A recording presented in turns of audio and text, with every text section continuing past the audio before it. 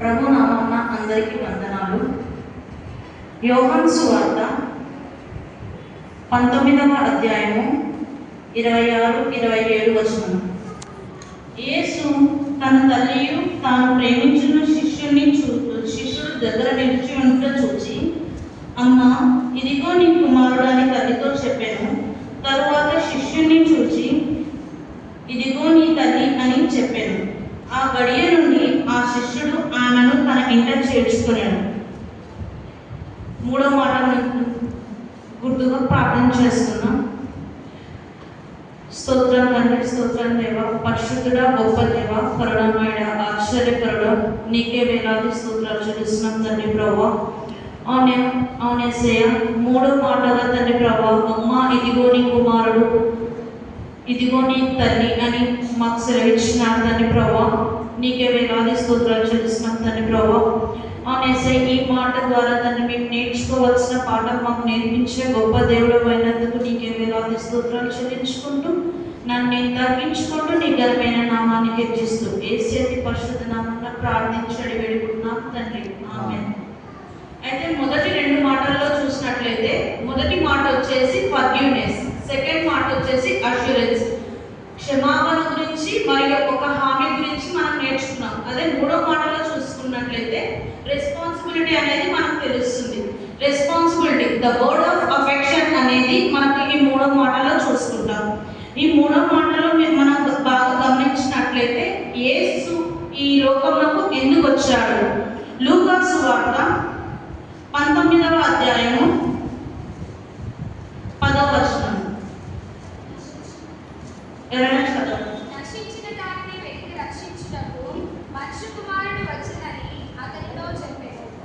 ఎందుకోసం మన కోసం ఈ లోకంలోకి యేసు ప్రభు వచ్చినాడు అంటే to save sinners and to reveal God's love, అంటే పాపం నుంచి మనల్ని విడిపించుటకు మరియు దేవుని యొక్క ప్రేమను మనకు తెలియజేయటకు ఆయన ఈ లోకంలోకి వచ్చినాడు. ఇక్కడ చూసినట్లయితే యేసు ప్రభువుకు రెండు బాధ్యతలు ఉన్నాయి. ఒకటి, మొదటిగా తండ్రి చిత్తం నెరవేర్చడం, రెండవదిగా తన తల్లి బాధ్యత. మొదటిగా తన తండ్రి చిత్తాన్ని నెరవేర్చాడా అంటే నెరవేర్చాడు. ఆయన ఈ తండ్రి చిత్తం ఏమి అంటే శిలువ కార్యమే తండ్రి చిత్తం. మనం మూడవ మాటలో బాగా గమనించినట్లయితే యేసు ఒకానొక సందర్భంలో శిష్యుడు భోజనం చేయటకు పిలిచినప్పుడు ఆయన శిష్యులతో ఇలా అంటాడు. యోహాను సువార్త 4వ అధ్యాయము 34వ వచనము.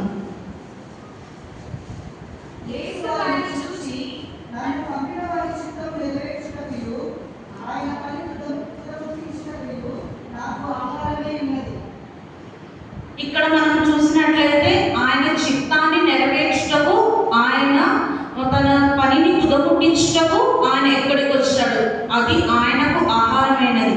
అలాగే ఇంకో సందర్భంలో చూస్తే యోహాను సువార్త 6వ అధ్యాయము 38-39 వచనములు.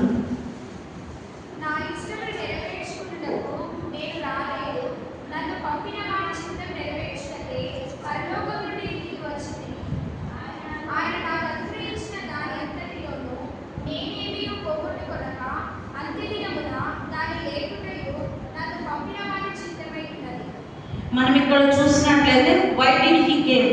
He came to earth to fulfill the work given by the Father. ఆయన తండ్రి కార్యమును నెరవేర్చుటకు ఇక్కడికి వచ్చినాడు. తన తండ్రి కార్యం నెరవేర్చిన తర్వాత యేసు ప్రభు తండ్రితో ఒక మాట అంటాడు. యోహాను సువార్త 17వ అధ్యాయము 4వ వచనము.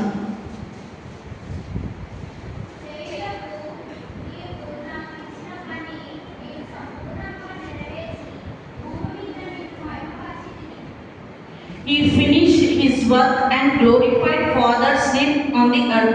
తన పని ఆయన తుదముట్టించి ఆయన యొక్క మహిమను, తండ్రి యొక్క మహిమను ఈ భూలోకమంతటిలో మహిమపరిచినాడు. రెండవదిగా తన తల్లి బాధ్యత. ఈ లోకం రీతిగా చూసినట్లయితే యేసు ప్రభు తన తల్లి బాధ్యతను మర్చిపోలేదు. తన తండ్రి యొక్క రెస్పాన్సిబిలిటీని మర్చిపోకుండా ఆయన తల్లి పట్ల విధేయత కలిగి జీవించాడు. మనం చూసినట్లయితే నిర్గమకాండము 20వ అధ్యాయము 12వ వచనం. ఆజ్ఞలో 5వ ఆజ్ఞ, దేవుడు తన తండ్రిని పట్ల, తన తల్లిదండ్రుల పట్ల మనకిచ్చిన ఆజ్ఞ. ఆజ్ఞ. సన్మానించడం. నీ దేవుడైన యెహోవా నీకు అనుగ్రహించే దేశంలో నీవు దీర్ఘాయుష్మంతుడవగునట్లు నీ తండ్రిని నీ తల్లిని సన్మానించు. Honour your parents. తండ్రులకు విధేయత కలిగి జీవించాలి. అలా జీవిస్తే మనం ఏ విధంగా అయితే దీర్ఘాయుష్మంతులం అవుతాం. ఒకవేళ మనం తల్లిదండ్రులకు విధేయత చూపించని ఎడల ఏమవుతామంటే సామెతలు 20:20 నీ తండ్రినైనను తల్లినైనను దూషించు వాని దీపము కారు చీకటిలో ఆగిపోవును. ఇక్కడ మనం చూసినట్లయితే తల్లిదండ్రులకు విధేయత కలిగి జీవించకపోతే మన ఆయుష్ ఏ విధంగా అయిపోతుందంట? కారు చీకటిలో ఆరిపోతుందంట. If you are not honour to our parents our lamp shall put out of the obscure darkness. కారు చీకటిలో మనం కాలిపోతాం. అలాగే మనం చూసినట్లయితే ఆయన తన తల్లి బాధ్యతను మర్చిపోకుండా ఎవరికి అప్పగించినాడు? తన శిష్యుడైన యోహానుకు అప్పగించినాడు.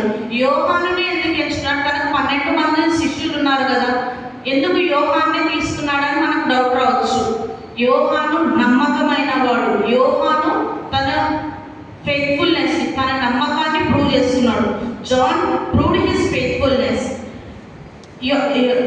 యాకోబు, పేతురు, యోహాను అందరూ కలిసి గెత్సేమనే తోటలో ప్రార్థించుటకు వెళ్ళినప్పుడు ప్రతిసారి యోహానును, యాకోబును, పేతురును, తోమాను వెంట పెట్టుకొని వెళ్తాడు యేసు ప్రభు. కానీ ఇక్కడ మాత్రం అంతము వరకు ఆయనకు నిలిచినది మాత్రం యోహాను మాత్రమే. తను చివరిలో కూడా తన సిలువకు అప్పగించబడుతున్నప్పుడు కూడా పేతురు, యోహాను, తోమాను, యాకోబును వెంట పెట్టుకున్నప్పటికీ అందరూ వెళ్ళిపోయినారు. యోహాను కూడా వెళ్ళిపోయినాడు. కానీ యోహాను మళ్ళీ తిరిగి వచ్చినాడు. తిరిగి వచ్చేసి మళ్ళీ తండ్రితో పాటు సిలువ వరకు ఉన్నాడు. ఇక్కడ పేతురు లాగా యోహాను బొక్కలేదు, తోమాలాగా సందేహింపలేదు. కాబట్టి యోహాను నమ్మకమైన వాడు కనుక యోహానుకు తండ్రి బాధ్యతను ఆయనకు అప్పగించాడు. నమ్మకమైన వానికి ఎన్నో బాధ్యతలు అప్పగిస్తాడు. ఇంకా నమ్మకమైన వానికి ఎన్నో దీవెనలు కూడా కలుగుతాయి. God trust responsibility to faithful people. So he gave his mother's responsibility to John. ఇక్కడ మనం చూసినట్లయితే 3 విషయాలను నేర్చుకోవాల్సి ఉంటుంది. తండ్రి పట్ల రెస్పాన్సిబిలిటీని, ఇంకా తండ్రి యొక్క కార్యం నెరవేర్చటకు ఆయన తండ్రి యొక్క రెస్పాన్సిబిలిటీని, మరియు హానర్ టు పేరెంట్స్ అంటే తల్లిదండ్రుల పట్ల విధేయత కలిగి జీవించడం, ఇంకోటి తనకి ఇష్టమైన శిష్యుని ఆయన నమ్మడం. ఈ 3 విషయాలని మనము ఈ 3వ మాట ద్వారా నేర్చుకున్నాం. నాకు ఇచ్చిన సమయాన్ని బట్టి దేవునికి సంఘ కాపరికి వందనాలు.